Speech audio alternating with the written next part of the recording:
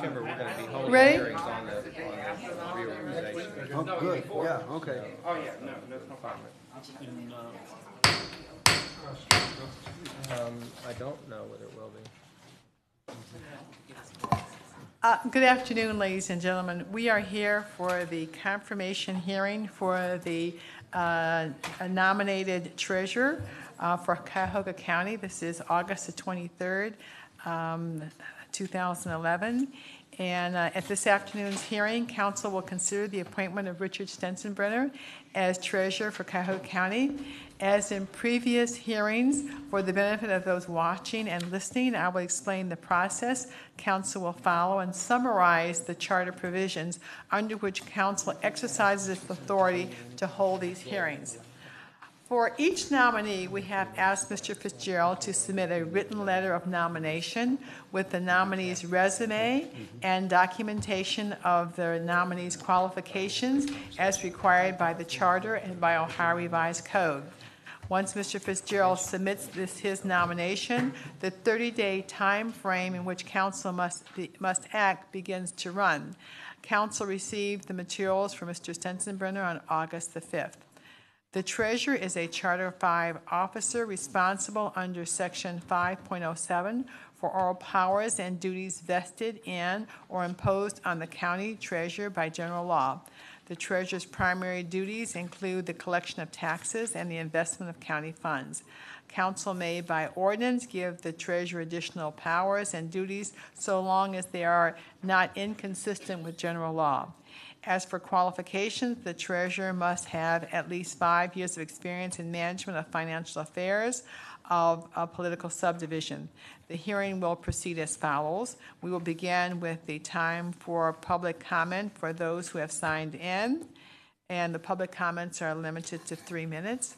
Mr. Stensenbrenner will offer an opening statement addressing his qualifications, motivations for seeking the position, and outlooks and planning regarding the office.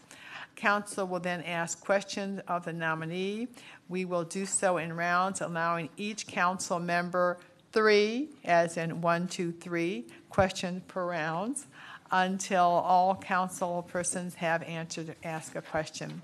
Once all questions have been asked, and assuming council is ready, we will entertain a motion to recommend that council consent or not consent to the nomination at its next meeting. Assuming a motion to recommend consent or no consent has been made, council will vote on the recommendation at a subsequent meeting scheduled for this purpose. I thank you for this, listening to these comments, and we entertaining the public comments. However, I do not think I officially opened the meeting and called the roll. Do we need to call the roll? So, Madam Clerk, will you call the roll before we proceed? Yes, Madam Chair. Ms. Simon? Here. Mr. Greenspan? Here. Mr. Miller? Present. Mr. Brady? Present. Mr. Germana? Here. Mr. Gallagher? Here. Mr. Schron? Here. Ms. Conwell? Here. Mr. Jones? Here. Mr. Rogers? Here. Ms. Conley? Here. We have a quorum. Thank you. All right. Has anyone signed in for public comment on Mr. Stensenbrenner? Madam Chair, no one has signed in to address council. Okay, Mr. Stensenbrenner, if you'd like to come forward, and I think you'd like to make an opening statement, and then you'll be grilled by some questions by our fellow council person. Welcome. Thank you.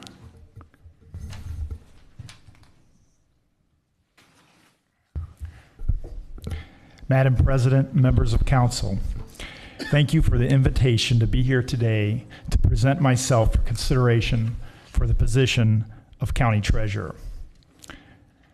In order for you to know me and my financial background better, I would like to go through my resume, highlight a few additional points, and then talk about plans for the office.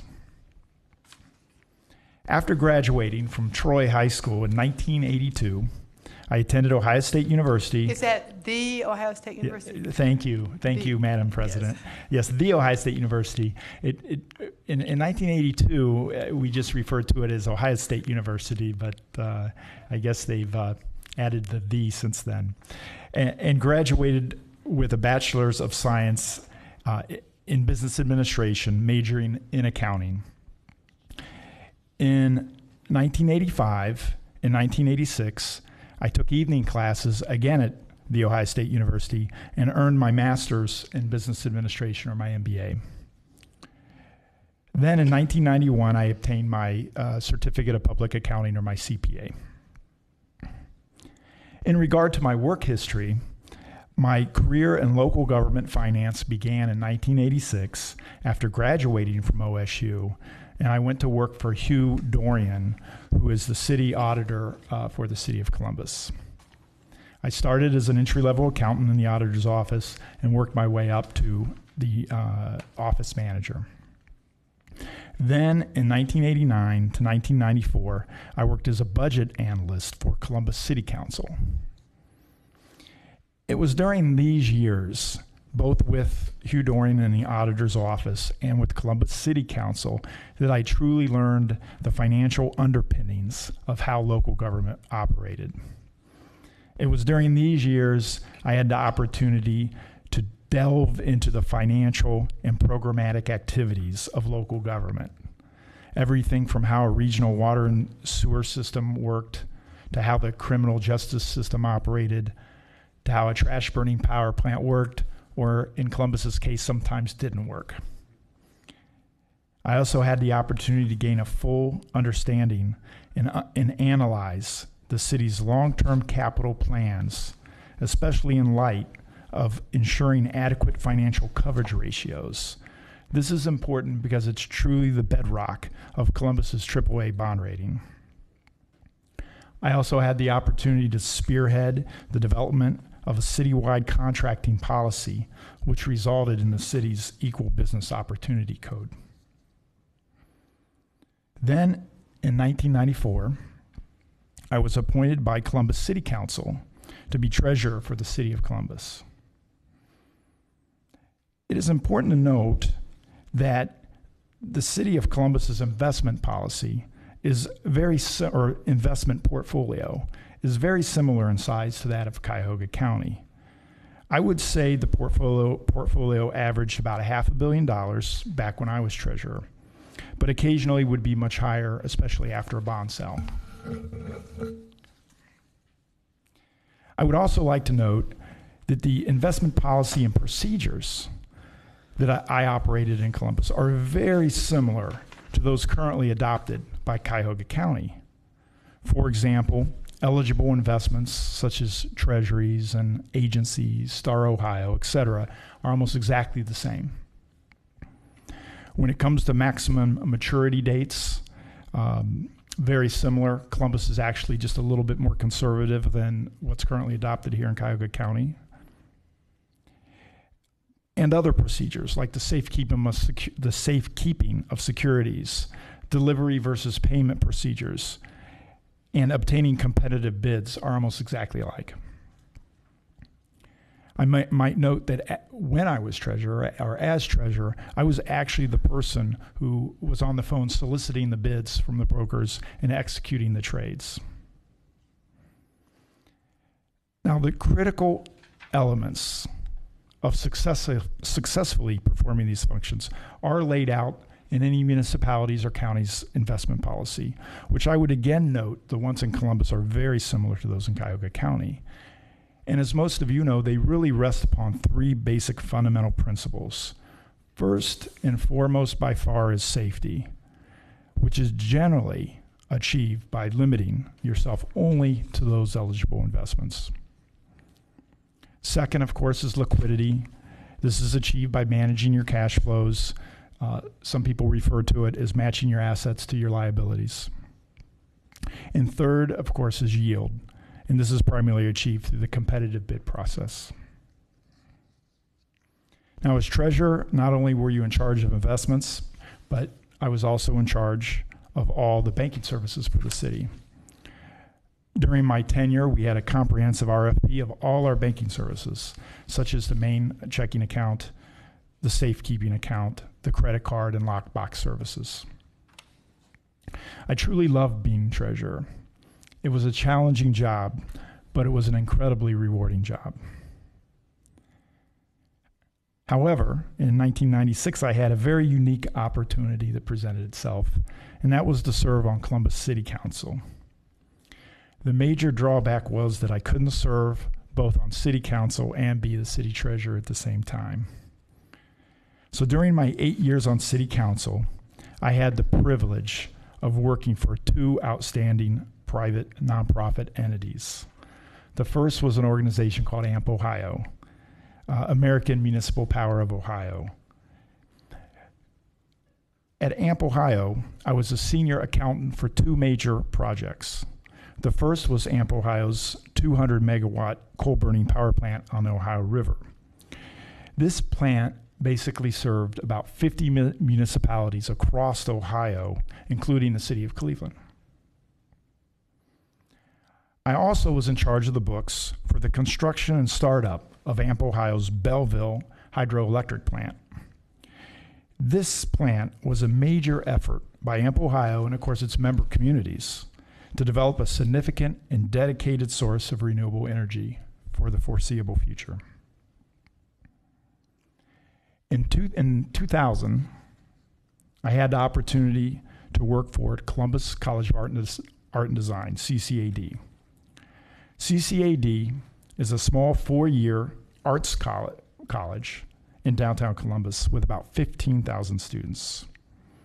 At CCAD, I was responsible for the whole gamut of accounting duties, everything from accounts receivable, accounts payable, payroll, property, plant, and equipment, or PP&E, debt issuance, debt retirement, to maintaining endowment investment records for the college, all the way to preparing the financial statements according to FASB. I have to admit that the energy and creativity of the students and staff at CCAD made it a truly exciting and invigorating place to work. And I have to admit, it even made doing accounting seem fun. Now, in 2004, when I stepped down from Columbus City Council after 8 years serving, my wife Janet and I really had a chance to explore new opportunities and experiences.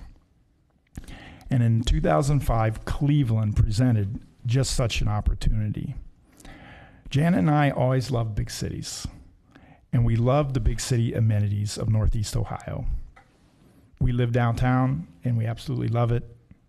We love the lake. We love the great neighborhoods. We love the fantastic institutions in Northeast Ohio, like the Art Museum and the Metro Parks. And we love the excellent hospital systems. Now, I note the hospital systems not because I'm particularly ill or hurting or anything, but basically because Janet's a PhD in pharmacy and she works at the Cleveland Clinic. And so for the past 6 years, I've had the pleasure to serve as Cleveland's Commissioner of Accounts under the leadership of Mayor Jackson. As some of you may know, the Commissioner of Accounts is basically in charge of paying the bills for the city. That basically consists of two major activities: paying the vendors and paying payroll. On any given week, the city probably issues between $5 and $10 million of accounts payable transactions to various vendors in the city. Now, this, of course, can dramatically increase in any given week if there's some debt service payments involved. The other main component of the Commissioners of Accounts is processing payroll. As probably most of you know, the city of Cleveland pays around 8,000 employees every 2 weeks. And one of the more important activities associated with payroll is the correct and timely remittance of pension liability to both OPERS and to the Police and Fire Pension Fund. So that, in a nutshell, brings you up to date on my educational and my work experience. I would like to highlight a few other points of interest. I have been very fortunate to have served and to currently serve on a number of volunteer boards. I currently serve on the Historic Warehouse District Audit Committee. I also serve on WVIZ's Community Advisory Board. And I also am the treasurer and serve on the board for my homeowners association, which I was drafted to do. However, probably the most interesting and important board that I currently serve on that will add value to both my responsibilities, if confirmed as treasurer, and to the executive and to city council, or and to county council, sorry, is as a board member for the School Employees Retirement System, or SCRS. In 2009, Governor Strickland appointed me to a 4-year term on the School Employees Retirement System, or SCRS. The primary role of any pension board member is to act as a fiduciary for both the retired and active members of the pension fund, basically ensuring that adequate resources are obtained, that they're invested prudently, and that they're available for retirement obligations. In addition, serving on this board is great for 2 additional reasons. First, it allows me tremendous access to investment advice, education, and knowledge. SCRS currently manages a $10 billion fund and has a diversified investment portfolio that stretches from bonds to U.S. and non-U.S. equity, to real estate, to private equity, and even to hedge funds. Understanding this broad array of investment strategies greatly helps any local government official, especially a treasurer, to better understand the do's and don'ts of investing local government dollars. But just as important is the potential significant changes on the horizon for public pension funds and public pensions due to both state and federal initiatives. Serving on the SCRS board has truly allowed me to understand the impact of those changes, both on local government, but also just as important on the individual employee.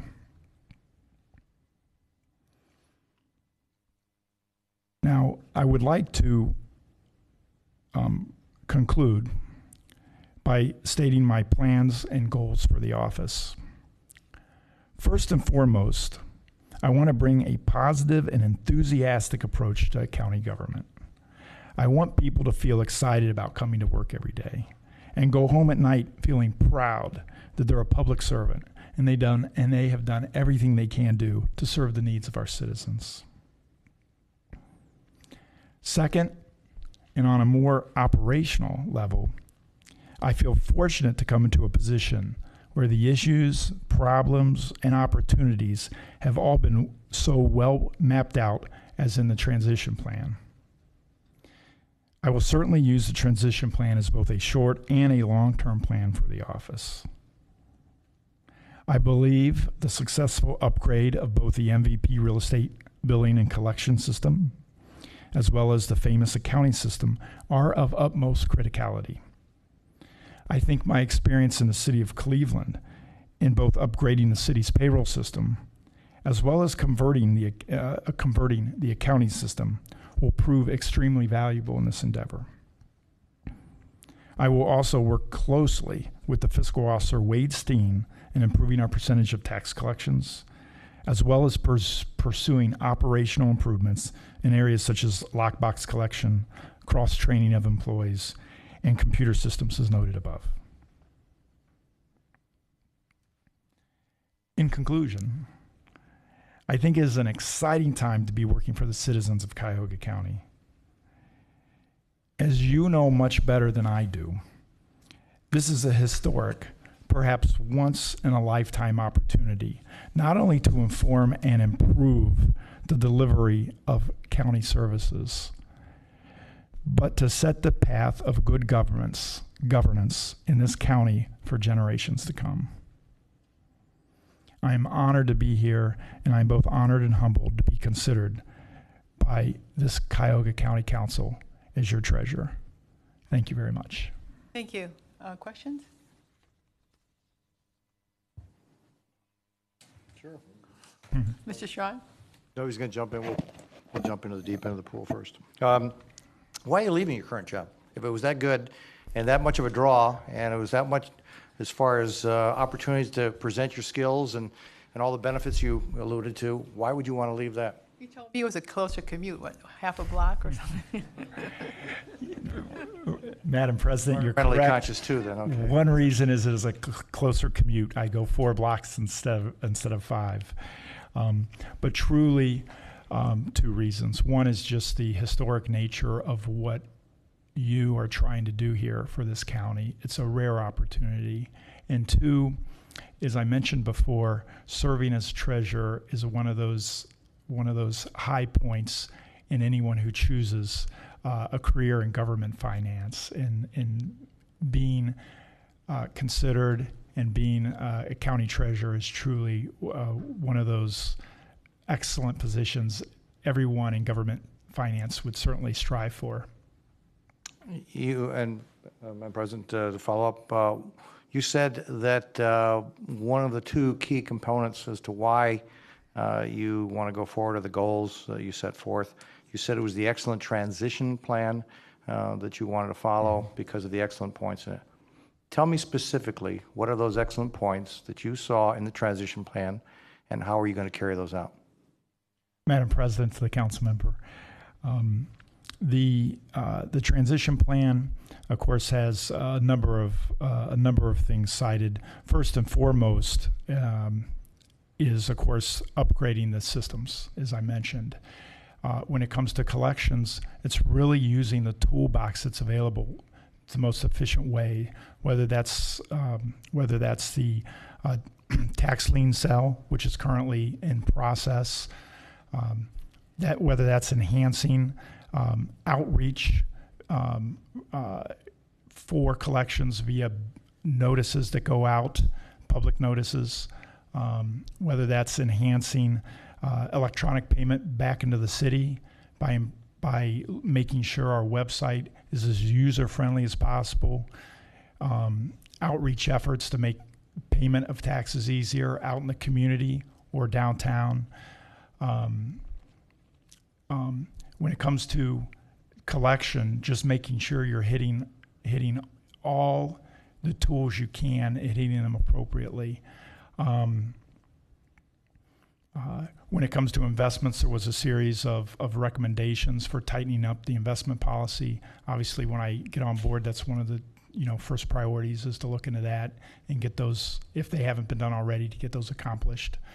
And there's a series more, which off the top of my head, I probably can't pull off. I just, when you come forward here and say that you have 2 primary goals, and one of which is the transition plan because it's so excellent, those sound to me as being pretty basic functional steps that are not incremental. Those are just small steps along the way in a continuing process. So I was looking for maybe something that really sets your passions on fire as far as this CPA, and I didn't hear those, but perhaps there's some other, and I realize you're on the spot here, and it's tough to come up with those out there, but if it was your 2 goals, I was hoping for something that had that wow factor out there.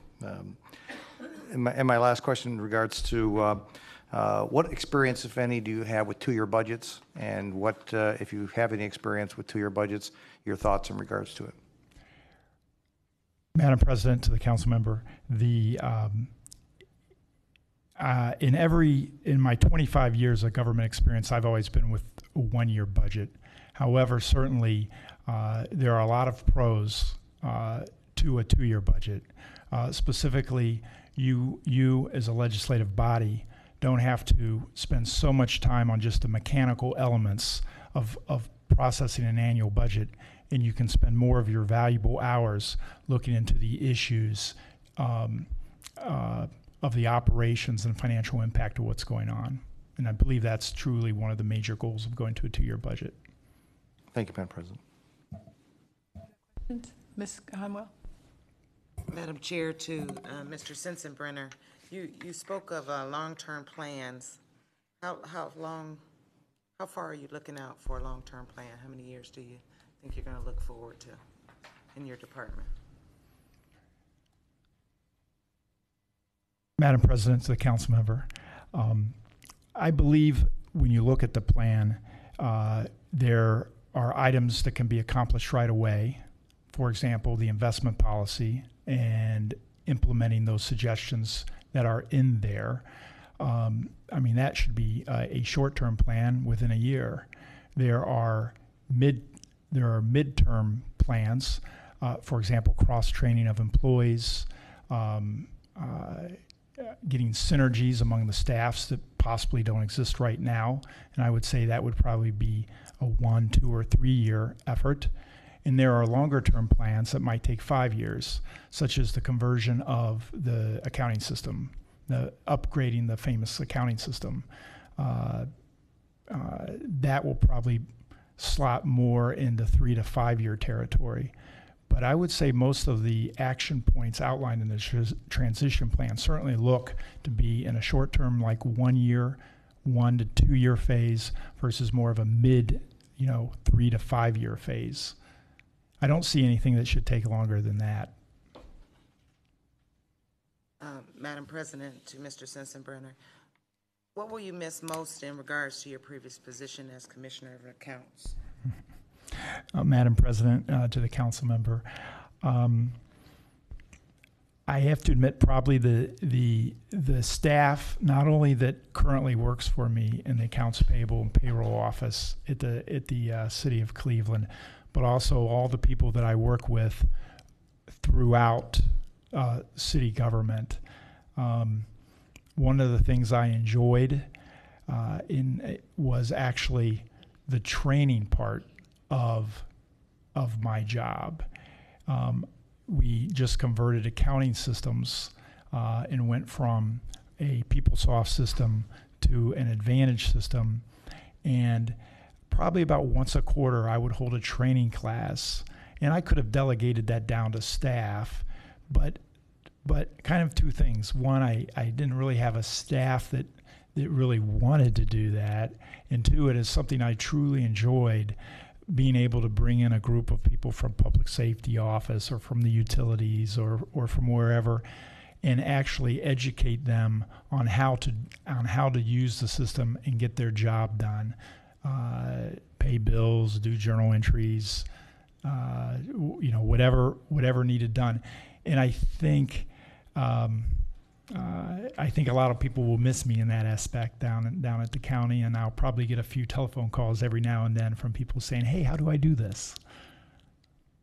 A follow-up to that, so you plan on bringing that training to the staff here at the county that presently work in those departments, or that same kind of system that you spoke of? Yeah, Madam President, to the council member, I do think that the experience I had in both system upgrades for the payroll and for the financial system, a lot of those lessons will be exactly transferable and helpful here at the county. Mr. Greenspan? Thank you, Madam President. Recently, the county is engaged with Key Bank insofar as providing venues or outlets for residents to pay certain bills and taxes to the county. What's your position on that? And if you're in favor of it, how do you plan on expanding that program? Madam President, to the council member, I'm not quite sure I know exactly which program you're referring to. I'm sorry, Madam President. The ability for residents to utilize Key Bank facilities and what's currently offered, how would you plan on expanding and growing that program? Okay, thank you. Well, Madam President, the council member, a couple factors need to be balanced. One is just the cost that Key Bank provides and ensuring it's a competitive cost and done in a fashion that meets procurement standards for any government institution.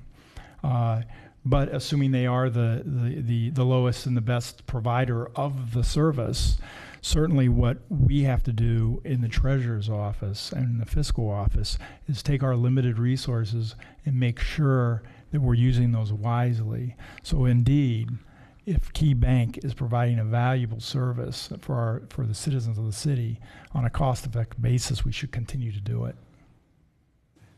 All right, thank you, Madam President. I do have 3 questions. My second question has... When I said 1, 2, 3, I looked right at you. I appreciate that. I was not paying attention at that time, but I did feel eyes staring at the side of my head. The next question has to do with your experience. And could you explain, and you touched on a little bit, your experience in staff development as it related to technology, but as far as professional competency and staff development, and then also your experience in efficiencies, increasing efficiencies of your departments. You've engaged in many leadership roles and potential cost reductions as a result of those efficiencies.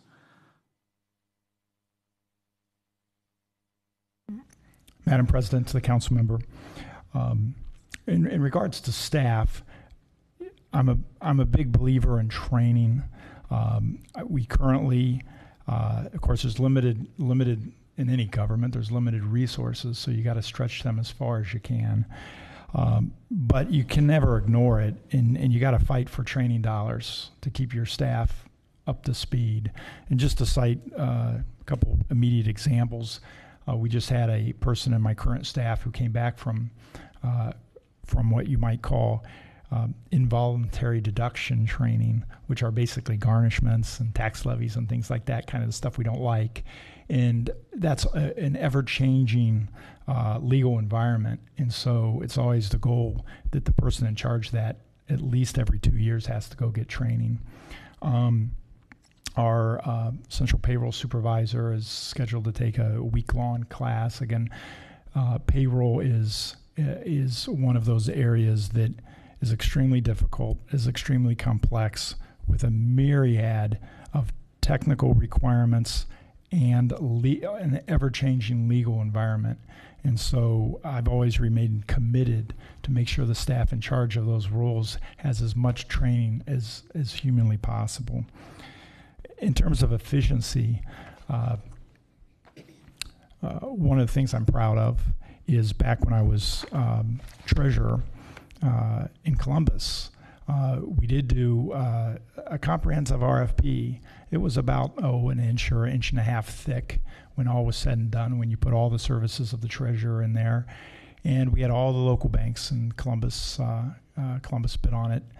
We ended up saving the city about $70,000 a year, which is pretty significant because it's not like a $2 million contract or anything. I mean, that was a significant savings. But I felt proud of that endeavor and that comprehensive effort because in preparing that bid, it wasn't like I could turn to another city and find a template how to bid banking services or go to the National Treasurers Association, which I did. There was just no handy template to use, and basically I had to create it from scratch. And I'll say 10 years later, the treasurer for Columbus called me up, and he told me they were rebidding it again 10 years later, and they were putting a little acknowledgement in the front of it, basically thanking me 10 years gone from that position, because they basically used pretty much the exact same template. And so I thought that was a nice effect, and so thought I would share it.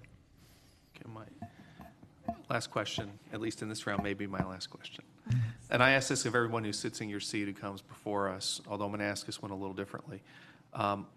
Assuming you're confirmed and are in the position, at the end of your term, whether it be 4 years or 8 years or something in between or something longer,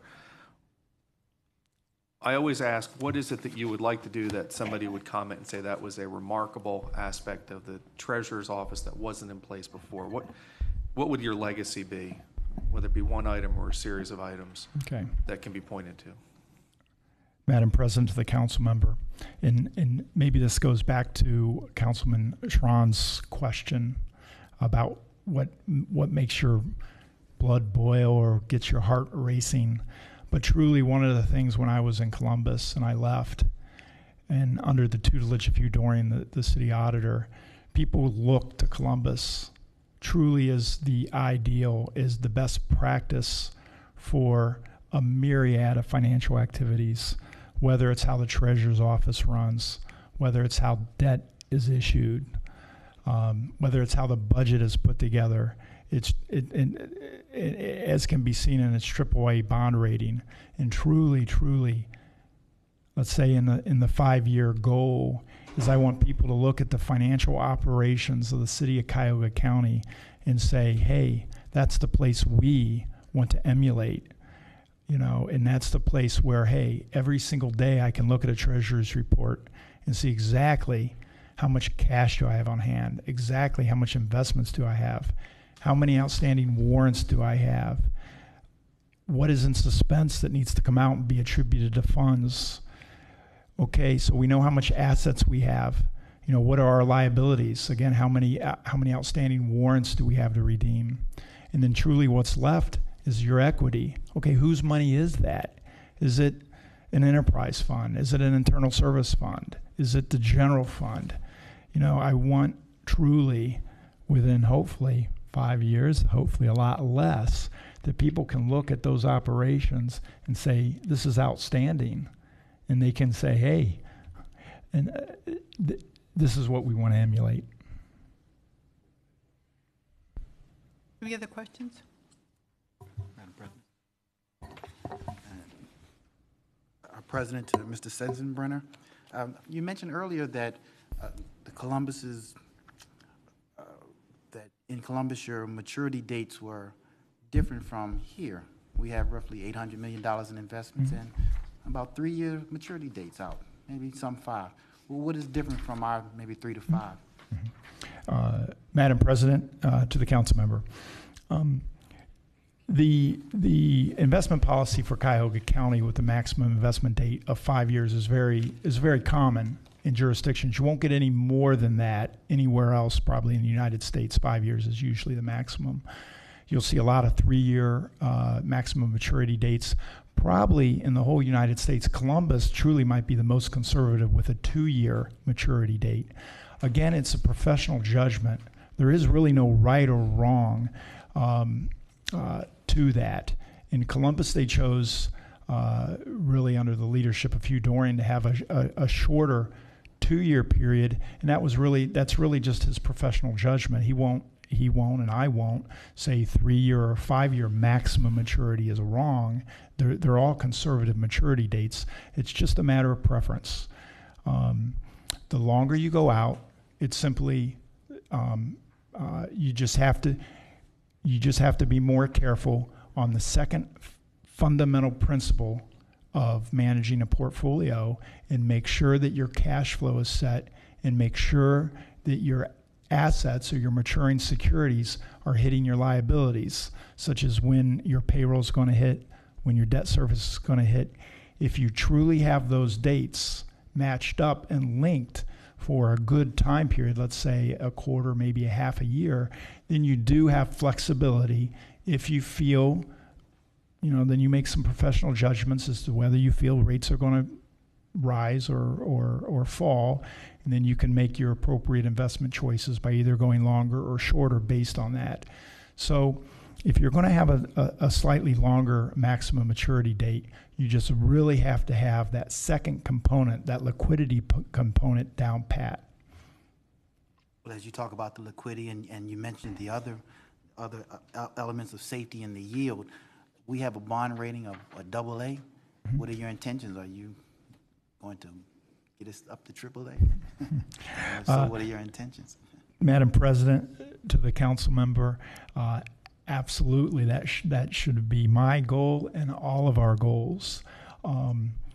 My specific component of that, or your treasurer's specific component of that, of course, is making sure that the 2 hats that he wears, which are managing the portfolio and, of course, the billing and collection of real estate taxes, are running at absolute peak efficiency. So when Standard & Poor's or Moody's or Fitch come to town, that you can basically show them that's the way it is.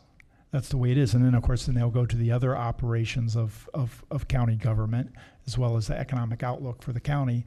And hopefully we go from our current rating, and we have a positive outlook given to us, and then hopefully the next step is we move up a grade. Thank you. Mr. Rogers. Thank you. Good afternoon. I just had one question regarding your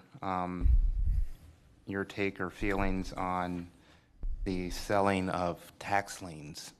At one point, the county was selling tax liens to private entities that we're then responsible for collecting those taxes. And I've heard some horror stories about some of the companies that were actually out there doing these collections. And I'm wondering your thoughts. I see here as I'm looking at some of the overviews that were provided that we're currently not planning on doing tax lien sales, but it's up to the discretion of the treasurer to determine whether or not we if we resume those. I'm wondering your thoughts on tax lien sales. Okay. Madam President, to the council member, thank you for the question. Tax lien sales is certainly one of the tools in the toolbox that counties have used across Ohio and across the nation, so we can't discount it. I want to say you have to be careful, of course, when you use it, and you have to make sure that it's hopefully one of those last tools that you've done everything in your power in given the opportunity to the resident or to the property owner to pay their taxes, to work on perhaps a contract for a payment plan, and any other means you have before you go there. Certainly, if not done well, I think it can cause bad things. But it is a tool in the toolbox that we certainly can't ignore. In Cleveland or Columbus, do you have experience with tax lien sales? Madam President, to the council member, no. In my experience has always been with the municipal government, which is income tax based. Council President. Yes, Mr. Fitzgerald. I just wanted to comment on if I could, the issue that was raised by Councilman Rogers. We do tentatively have first of all, we had put a freeze basically on the tax lien sales that had been happening on a regular basis with Cuyahoga County. We had frozen that because of some concerns that have been raised as far as some of the practices that have happened not just here but across the country. And as a suburban mayor, I had seen times where it hadn't redounded to the benefit of a particular neighborhood. Let me put it that way. We froze it until such time that we could get our whole fiscal team here, Mr. Steen, and hopefully Mr. Sensenbrenner, if you see fit to confirm him. We have put out an RFP for those services where we would make a decision on that in the month of October if we were going to continue to do it.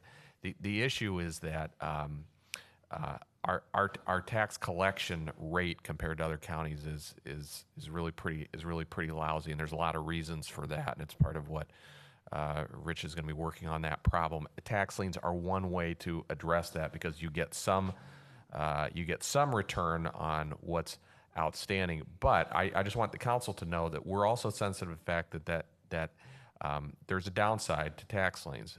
We've recently had a meeting with the VACA, which is a vacant properties task force that operates in the city of Cleveland, and they've asked to have a dialogue with us before we actually sign a contract with any company for tax liens to see if there's what we don't want a company to buy up all tax liens without any plan to actually dispose of those properties. That's where it's really brought even though we may get some short-term benefit because we sell the lien, we want to make sure that there's still accountability for those properties, and so we have to balance those things, and we're in the process of having discussions with affected neighborhood and community organizations, and we should also have that conversation with members of council because I know it's something that you're hearing from your constituents and you're seeing in your communities. You mentioned that you had, there were specific areas regarding the increasing the tax revenues. Are there specific areas that you'd like to focus on that you feel that we could do better in terms of tax collection? Or if you haven't gotten that far yet. No. Madam President, I do know that there were a number of items mentioned in the transition study.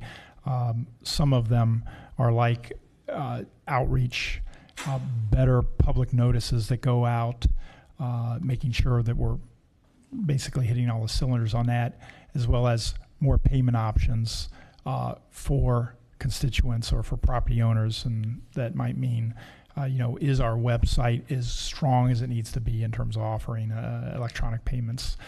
So I wish I could quote you every single one that was mentioned in the transition study, but there were quite a few to be pursued. All right, thank you. Mr. Jimenez? Thank you, Madam Chair.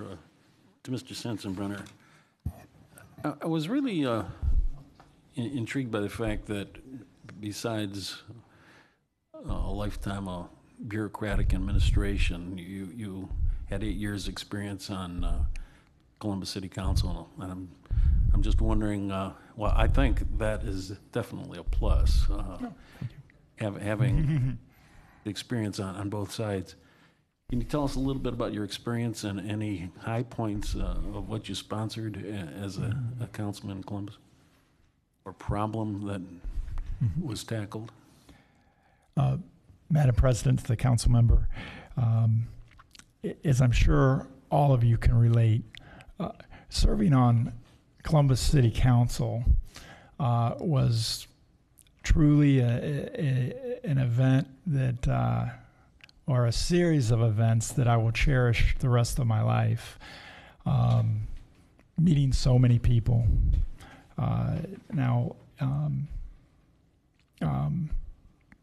Some of my activities on City Council where I were there, I was Recreation Parks Chair for a number of years.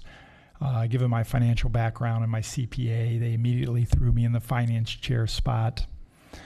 But probably where I spent my most time and my most passion was really on regionalization and what I might call a land use reform and inward growth and all that aspect of development. Is many of you know, Columbus is still a growing city, and truly one of the interesting and exciting parts about being a council member down there was all in the same day you dealt with inner city revitalization issues, first ring suburb issues, suburban issues, and then rural issues, and having the opportunity to work with county commissioners in contiguous counties, as well as Franklin County, township trustees, suburban mayors and council members, community leaders in neighborhoods throughout the city, and try to figure out this strange thing called growth and annexation and rezoning was probably where I truly enjoyed and my passion lied when I was on City Council. And we did a lot of things. We, as you go through Columbus, you'll see the Short North Arches, and that was a project I had been involved with pretty considerably. One thing you don't really see, and that's a positive thing, is the I-670 cap, where we took the freeway bridge between the convention center and the Short North, and we basically just put steel plates on each side and allowed retail to go on each side of the bridge. So you had a contiguous retail pattern, and instead of this kind of deadening effect of a freeway, preventing the synergy between the two. We passed the urban commercial overlay for many miles of streets in Columbus to ensure compatible development in the older neighborhoods, so you didn't get a suburban setback where you needed a zero setback, so to say. And I guess last but not least, we passed a neo-traditional zoning code for suburban development to try to incorporate some of those elements that are positive in new annexed land that was being developed. That was farm fields just a year before to ensure pedestrians could actually walk places, kids could actually walk to a ball field. You could actually get to a bus stop without hopping in your car and things like that. So I had, it was an incredible 8-year experience. I'm sure the second part that I thought was quite interesting when you said, you brought up the fact that you're on the State Teachers Retirement Board. How timely is that with the Nationals dealing with Social Security, Medicare, Medicaid, SB 5, all that's going on with that, and then the OPRS and the problems. I just think that is a great credential that having dealt. How long have you been on that particular board? And if you could just expound on how you think that might help us in Cuyahoga County. Madam President, to the council member, I've been on the board for 3 years. I have 1 year remaining in my term. It was a very interesting time in 2008 to be appointed because obviously the stock market crashed in 08 and 09. And so our pension fund, the SERS in this case, but all 5 public pension funds were identical in the situation. We went from $11 billion to 9.5 basically within a couple months. That forced all the pension funds basically to go because all of a sudden they were underwater. I mean, they were beyond 2 critical fundamental goals that are outlined in the Ohio Revised Code. One is to be at least 80% funded, and then the second is to have a funding situation where you're totally funded within 30 years, and those got somewhat blown out of the water. And so all 5 pension funds basically had to sharpen their pencils. They basically had to bring in their actuaries. So I've had a real education on actuarial work, and it basically came up with proposals to get these funds back to within 30 years and 80% funding. And a whole series of recommendations was given to all 5 boards, but SERS in particular. And as you may have read in the paper, now going on 2 years, those recommendations have been submitted to the State House, to the legislature, and they're in committee being considered. In the midst of that, I think the State House, and I think a few of you on this council would know this much better than I would, how the State House works, but they were somewhat sidetracked by their own general fund budget issues, and in doing so, they put the pension, what was referred to as pension reform, back on the back burner. It has to be put back on the front burner, and there have been various proposals which will affect city of every municipality and every county and every school board. A few of those are in proposed bills. As you might have read, there's the 2% shift, which would basically make employees, instead of paying 10%, pay 12%, and then the employer would go from 14 to 12, and that would be, of course, significant savings for every government entity. Of course, more costs for the actual employees. There's proposals that are currently in bills that would prohibit entities from picking up the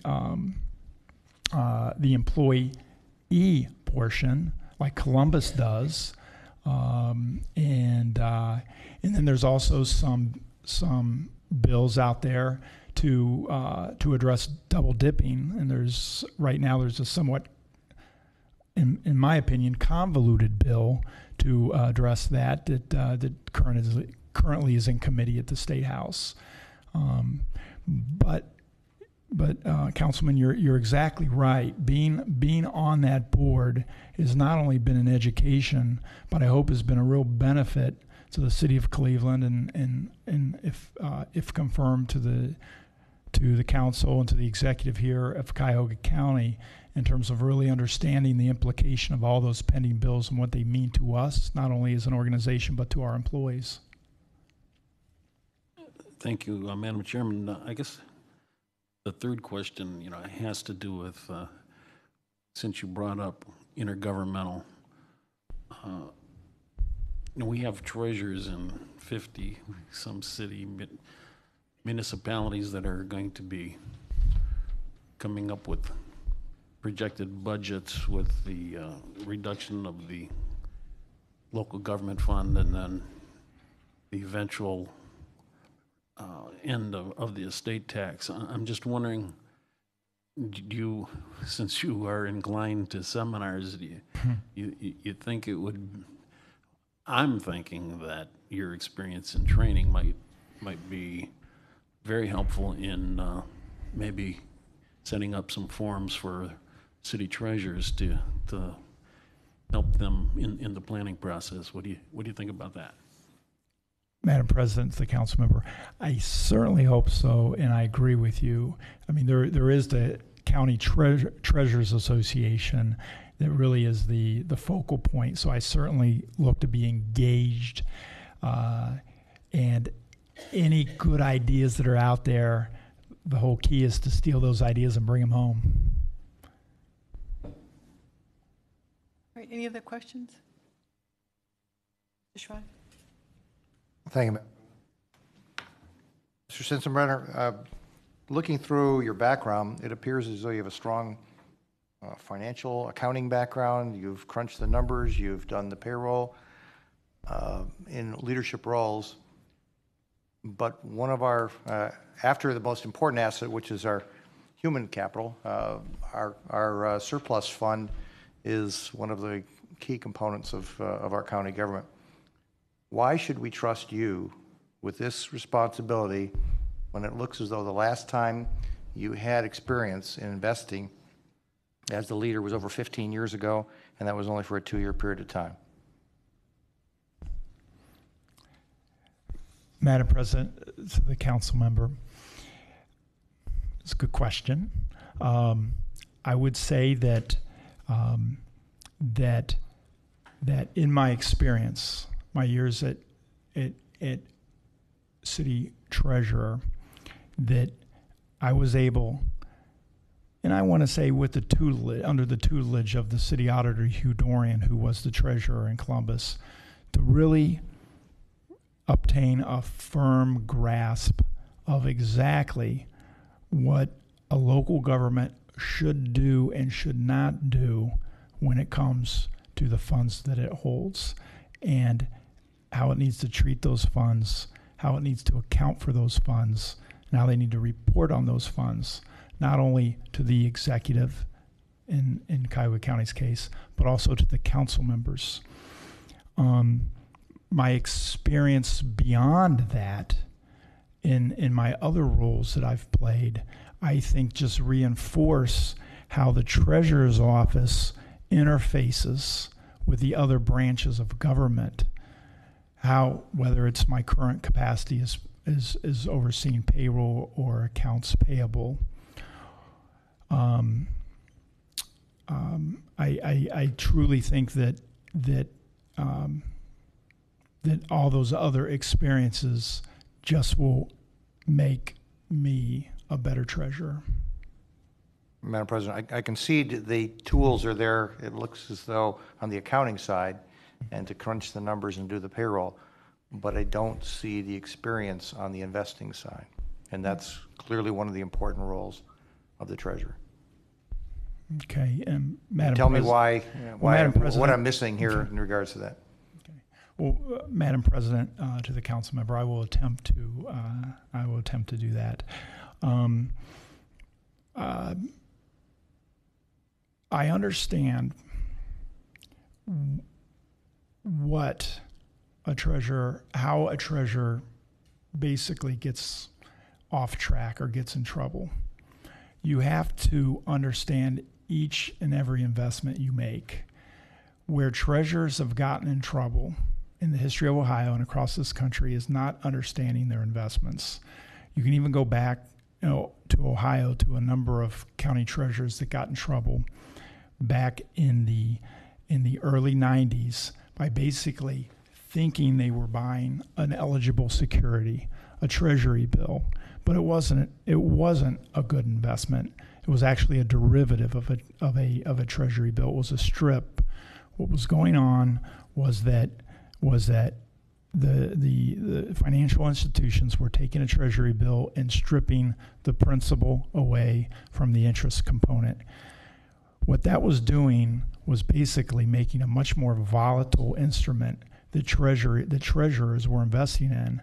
And then when they needed money, they were way underwater in terms of trying to sell that investment. I try to point that out because what occurred there was that you had a treasurer who truly didn't understand what he was investing in, that they were relying on the broker who they had developed a long-term relationship with to basically guide them on their investment decision.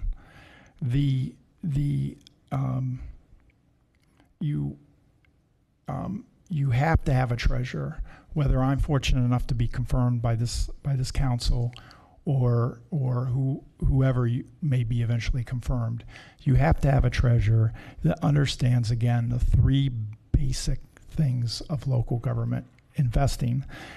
You're not investing in any complex instruments. You're investing in a treasury bill. You're investing in an agency note that basically is going to mature on X date and give you either a coupon payment or it's going to be discounted and you're going to get the principal.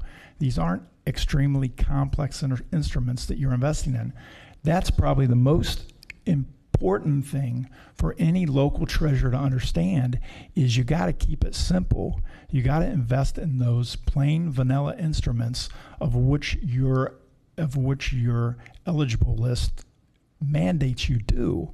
But what you have to be on guard on is when Wall Street or the financial gurus, like in my example, try to come up with, you can get a higher yield just by this treasury bill, but they've obviously done some financial manipulation to it, and it's not what it appears to be. So one, you have to stick with basic instruments that are not complex because you want to protect your taxpayer. Two, the way you do that, and again, that's the second point of your investment policy, is you got to have liquidity, which means you never want to be in the position where you have to sell an investment. One of the items stated in your investment policy is hold to maturity, and you'll see that in local governments around the country. That's a basic tenet of local government cash management investment. You never want to be in the position where all of a sudden you have a payroll hitting or a debt service payment hitting, and you don't have enough cash maturing on that date to meet that bill. Every time that you are in that position, you have basically a 50-50 chance of making money or losing money for the taxpayers of your county, because no one of us can predict whether interest rates are going up or going down, and that's what affects the value of your security.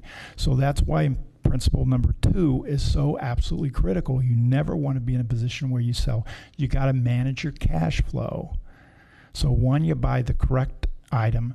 2, you make sure you understand your cash flow. If you handle those 2 things, and the whole point of that is you never want a treasurer in local government to be out there trying to say, hey, I'm going to beat the market. You never want a treasurer out there who you're relying on to make money so that you can fill a budget gap. What you want a treasurer to do is protect the taxpayer's money that has been entrusted to him, because those taxpayers, they want the services that you guys are providing. They want a jail that runs effectively. You know, they want, in the city's case, trash that's picked up. You know, they want social services. That's why you're collecting taxes from these taxpayers, is to provide those services. The last thing anyone can ever afford to have is a treasurer that comes to you and says, I'm sorry, I lost $10 million. Okay, you got to reduce your budget estimate. You got to cut some services. So I truly understand that.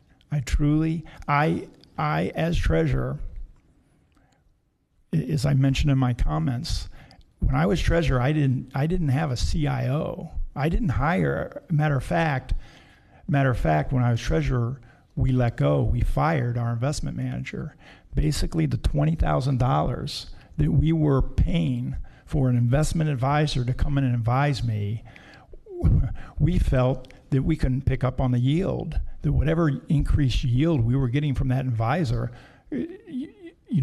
on the investments that you're allowed to invest upon in local government, you're not going to get $20,000 worth of additional revenue from the cost you're saying. So we let them go. And like I said, Councilman, I mean, I was the guy on the phone who was actually making sure we followed the correct bidding procedures, calling 3 bidders, finding out when I needed money for my cash flow situation, and getting the best price and executing the trade and making sure that of course there was demand versus delivery versus payment, making sure we didn't pay a penny out until that security was in our safekeeper. I hope my passion and my answer somewhat went to your question. Well, I believe your answer obviously went back, it was a 15-year ago experience that you were describing. You exhibited knowledge but not experience in the last 15 years is what it indicates to me. Okay. The other point that Mr. Germano raised in the course of his comments or questions was dealing with the pension, and that you were involved back in 2008. With the knowledge that you just indicated you exhibited in the knowledge side, and I know you probably didn't actually make the pull as far as the calls in that pension fund, but you were an active participant in the fund advisory. Did you utilize those principles that you just got done describing?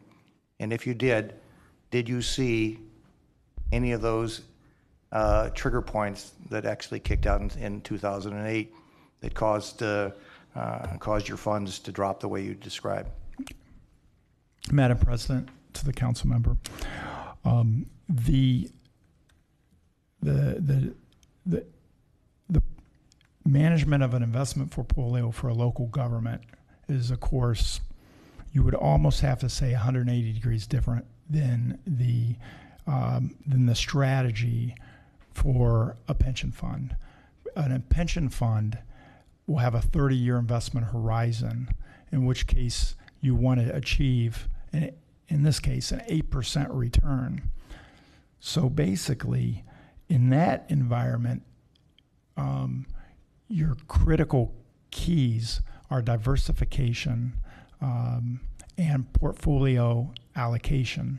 And so you could say that that the pension fund, and I would say all 5 pension funds, but specifically I know best OPERS and SCRS, that they definitely benefited from well thought out, well executed investment strategies based on diversification across all asset classes and at the appropriate levels as determined by the board in terms of asset allocation within those asset classes. So they definitely benefited. The thing that is hurting these large pension funds, or one of the things that's hurting these large pension funds and these just large sovereign wealth funds or anybody, is what you read about in the paper a lot of these days, is the convergence of these markets.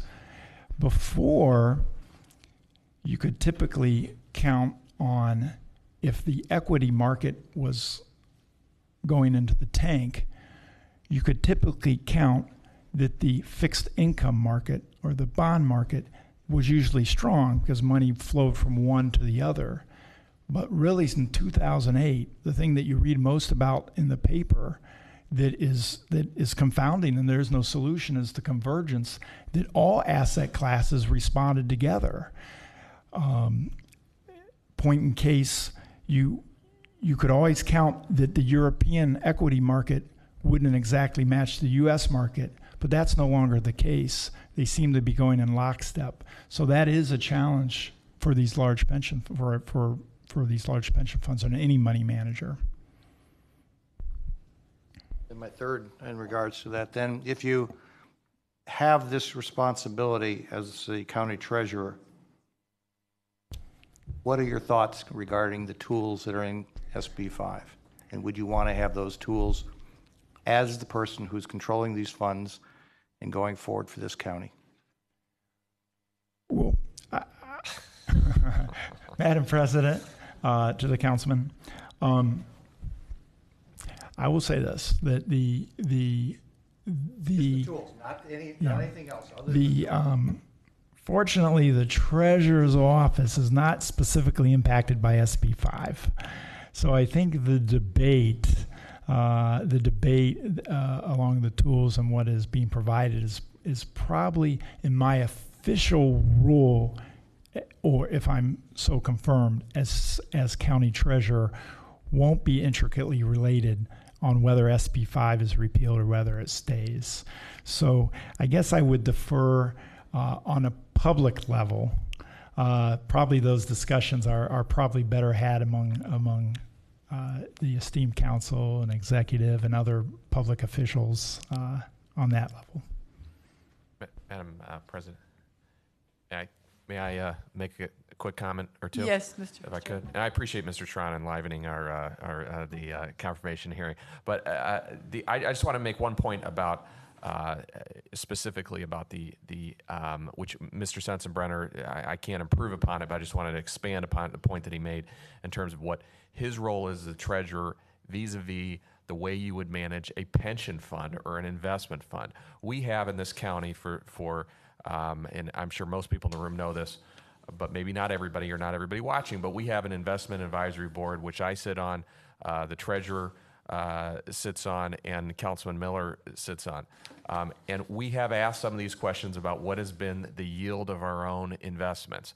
The yield of our investments, because of what the return has been on treasury bills, has been between 1% and 2% in recent years. Now that might sound terrible. And if somebody is talking about their own retirement fund, they may say, well, that is inadequate for my retirement fund. But we have a different standard that we follow when it comes to local government and county government in terms of what is the acceptable risk. Because when you get down into what the county is really investing in, we're basically investing in treasury bills. And the only decision that you're really making is how much liquidity do you want?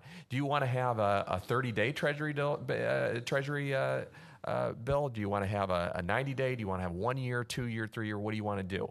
Now, we have asked questions in the Investment Advisory Board about what's our performance, where did we come up with our strategy and our philosophy, and how does it compare with other counties? I can tell you, for instance, if you compare us to the state of Ohio, they have been averaging recently less than a 0.5% return. And it's not because Mr. Mandel doesn't have the skills to be making trades, because that's really not what his job is either. It's because overall in municipal finance, it's a very conservative approach. Now, and this may have been specifically what Mr. Sensenbrenner was referring to, but we did have a period of time in this county where we did not take a conservative approach, and we really were trying to maximize our money, and we were throwing caution to the wind, and it resulted in the SAFE scandal when Frank Gall was the treasurer. That was the one time in this county's history where we were really trying to look at the funds that we're investing, the county funds that we're investing, as almost a profit center. And we were always trying to, the treasurer's office at the time was trying to sell to the public that they were going to maximize it using the kind of language that a stockbroker or a mutual fund manager would use to get clients, and it's not appropriate. Now, we challenged the staff of the treasurer's office who manage this, who have been managing it for several years, and I think responsibly under prior treasurer Jim Rackakis. We have challenged them to look at other counties, not just in Ohio, but across the United States, to see if we're only averaging a yield of, let's say, between 1% and 1.5%, can we do better than that? Are there counties that are maintaining conservative standards and appropriate safeguards, but are doing better? And I can tell you, we pushed back, and Councilman Miller was there at the last meeting. We said, we want to see how's Lucas County doing, how's Franklin County doing. I can tell you there are a couple counties in all of Ohio that are doing better, and they are by a fraction of a percentage point. It might be the difference between 1.2 and 1.35%. So there's basically, and there are quite a few counties, we're actually on the high end of the scale. And it's because all of these counties have followed these generally accepted practices. I appreciate your questions, but I just wanted to put it in larger context of what we, and I don't anticipate that we're going to deviate significantly from that kind of very conservative approach. And I just wanted to make sure that portion of it was clear to anyone who might be listening. Thank you. Pardon? You get six. Give me one. Mr. Gallagher. Mr. Gallagher. Thank you. Mr. Sensenbrenner, were you on city council when you attained the AAA rating as finance chair?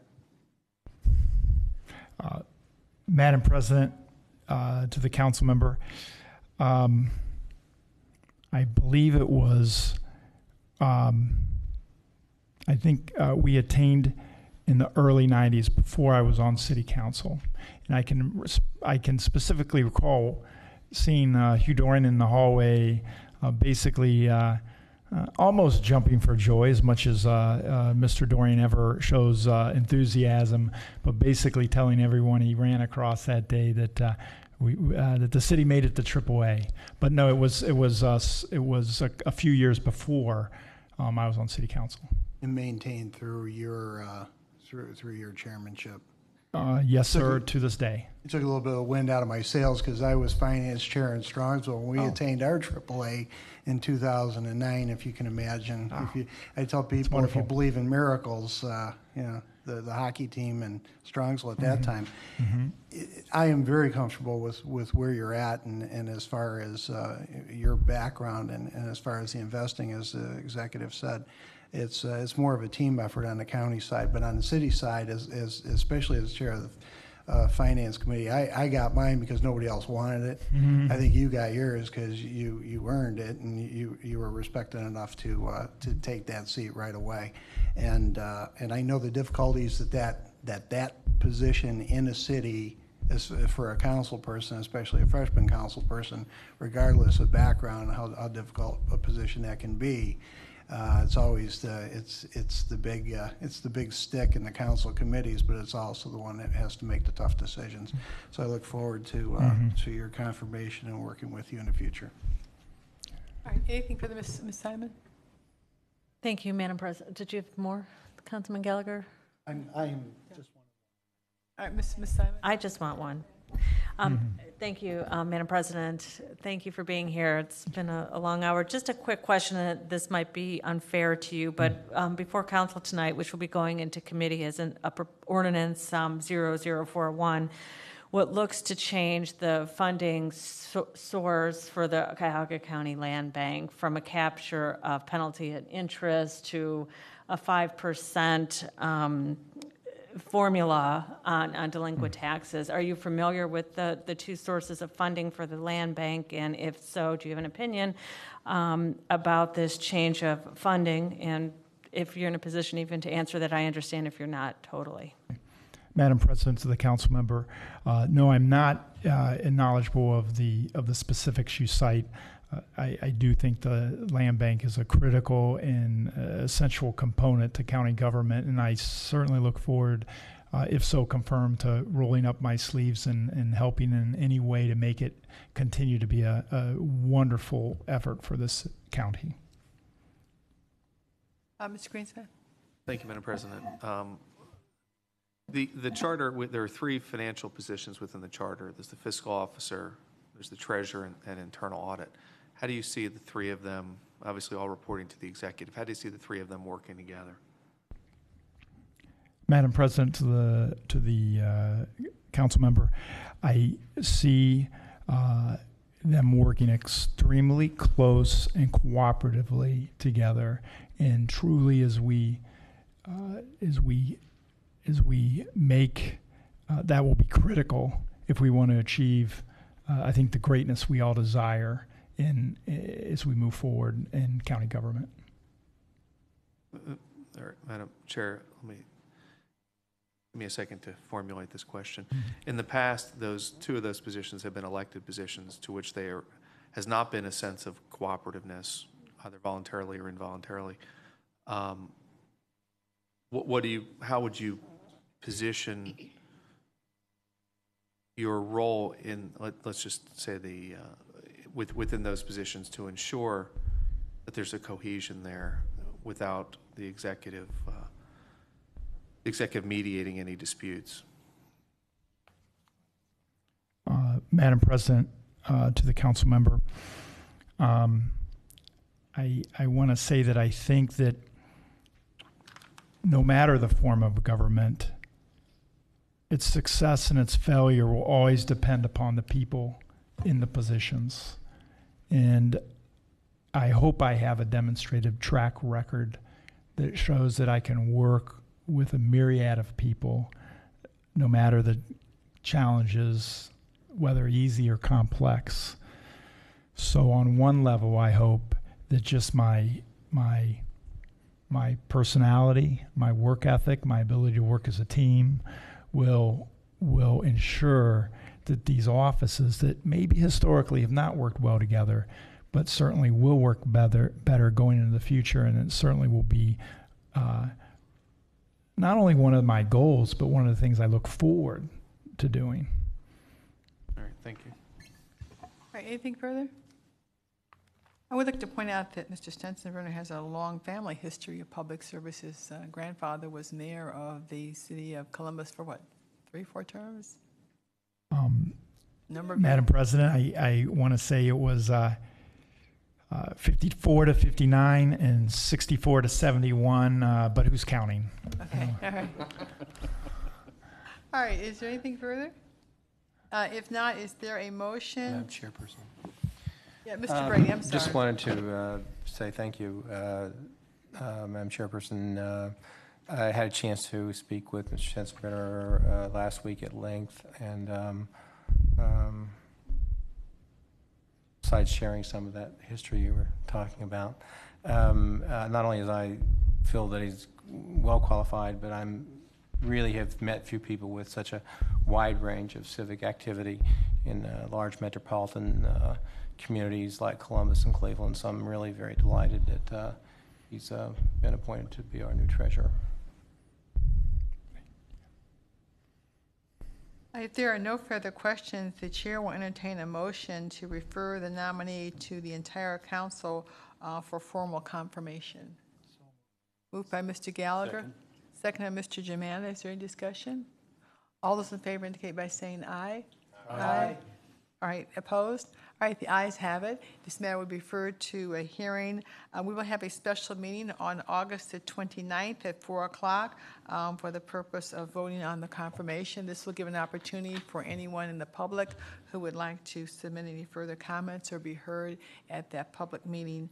It will be in the same location at 4 o'clock on the 29th, and we appreciate your dedication and your willingness to serve.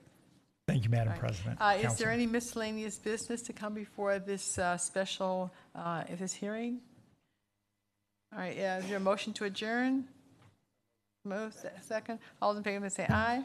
All right, we stand adjourned until 6 o'clock for our regular council meeting.